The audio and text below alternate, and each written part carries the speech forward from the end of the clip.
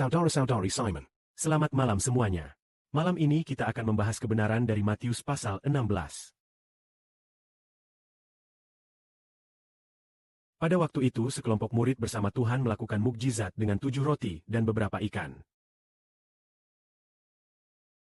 Dan mengenyangkan 4.000 orang.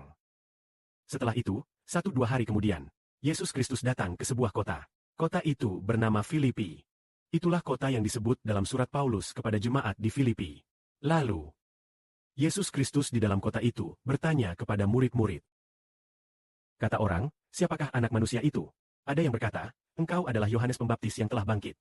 Ada yang berkata, engkau adalah Nabi Yeremia atau salah satu dari nabi-nabi zaman dahulu.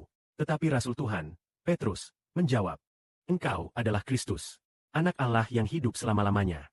Karena Petrus menjawab demikian, maka dikatakan bahwa Tuhan akan memberikan kunci kerajaan sorga kepada Petrus, supaya Petrus dapat membuka pintu iman kepada Tuhan. Bagi semua orang yang percaya kepada Tuhan, mereka semua akan mengalahkan kuasa alam maut. Bagi semua orang yang percaya kepada Tuhan, Pintu Commission. tidak akan dapat mengalahkan mereka yang percaya kepada Tuhan. Artinya, ketika kita datang kepada Tuhan, kita harus mengalahkan maut. Pada saat itu, ketika para murid, khususnya Petrus, mengenali bahwa Yesus adalah Tuhan. Pada saat itu, ia menyampaikan untuk pertama kalinya nubuat bahwa ia akan mengorbankan nyawanya. Yesus Kristus mengajar mereka bahwa anak manusia harus menanggung banyak penderitaan, ditolak oleh tua-tua, imam-imam kepala dan ahli-ahli Taurat, dan bahkan harus dibunuh. Tetapi setelah dibunuh, Pada hari yang ketiga ia akan bangkit. inilah pertama kalinya Tuhan Yesus Kristus menubuatkan kematiannya sendiri. Mari kita lihat. Tuhan datang ke dunia justru untuk hal inilah.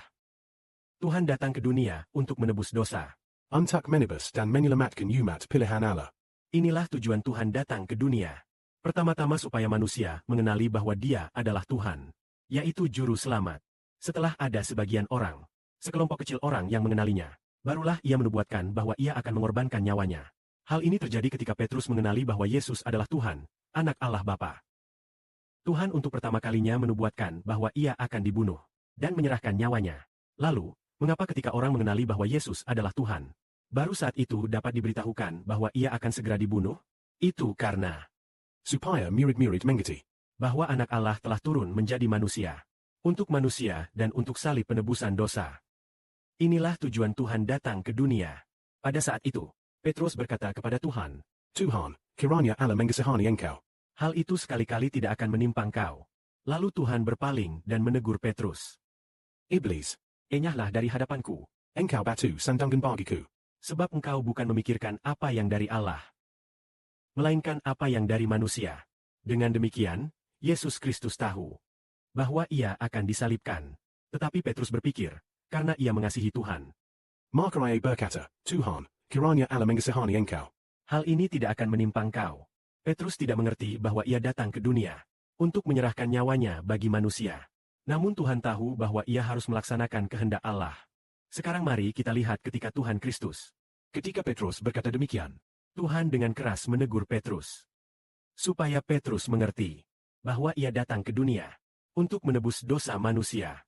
Itulah perintah Allah kepada Kristus. Karena itu hari ini kita dapat memberitakan perihal Yesus Kristus, dan juga mengubah perbuatan Yesus menjadi nyanyian. Di dalam ke-12 lagu yang ditetapkan itu, semuanya menceritakan perbuatan Kristus. Dan bukan hanya digubah dalam satu nada janji saja. Masih ada nada-nada lagu lainnya, yang juga diciptakan oleh saudara-saudari yang bersangkutan. Maka tentang keselamatan Tuhan Yesus Kristus harus disampaikan dengan limpah di antara anak-anak bangsa Israel yang terhubung dengan pohon itu. Supaya Tuhan Yesus Kristus, kabar baik tentang kematiannya di kayu salib dapat masuk ke dalam setiap orang. Sehingga semua anak-anak dapat percaya dan bersaksi. Oleh karena itu, setelah menjadi percaya, Mendapat hidup kekal di dalam nama Kristus Tuhan. Amin.